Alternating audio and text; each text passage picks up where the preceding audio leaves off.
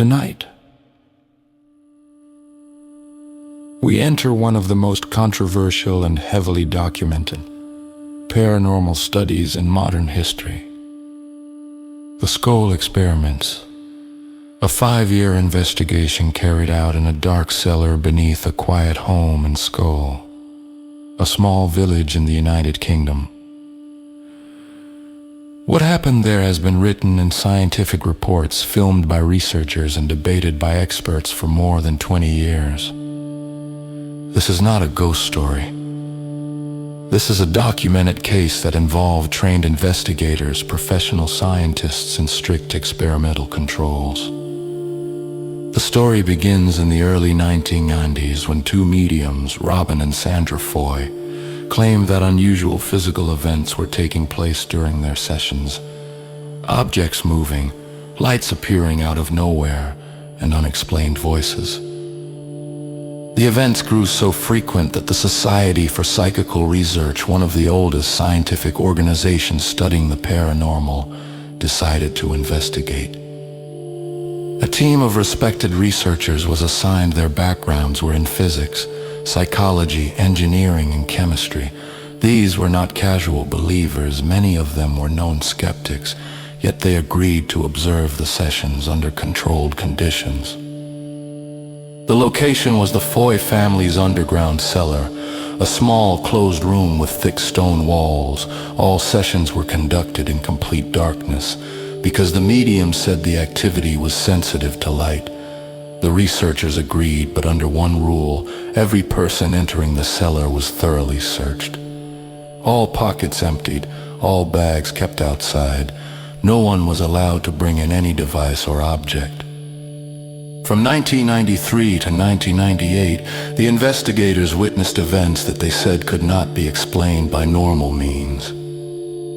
One of the most documented phenomena was the sudden appearance of bright lights moving freely in the room like small, controlled balls of energy. Scientists tried to grab them, block them, or stop them, but each time the light shifted direction in ways that matched no known physical behavior. Another major event involved photographic experiments. The scientists used sealed film rolls from their own laboratories. These rolls were signed, dated, locked inside secure containers, and placed on the table during the session. No one touched them after that. But when the films were later developed, they contained images. Not blurry shapes, not random lines, clear pictures.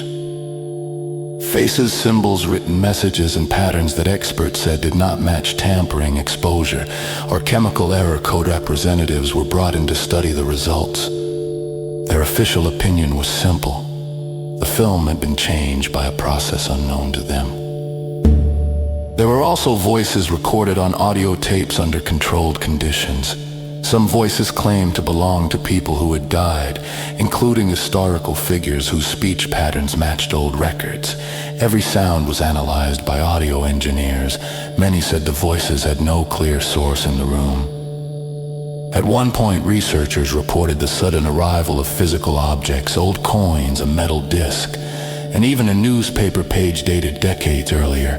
Each object was examined later. Many showed signs of age that matched their claimed time periods. As the years went on, the sessions became more intense. Scientists documented hundreds of pages of observations. Video recordings were made before and after sessions. Every visitor was searched, every piece of equipment was checked. And still, the activity continued. In 1998, after 5 years, the experiment stopped suddenly.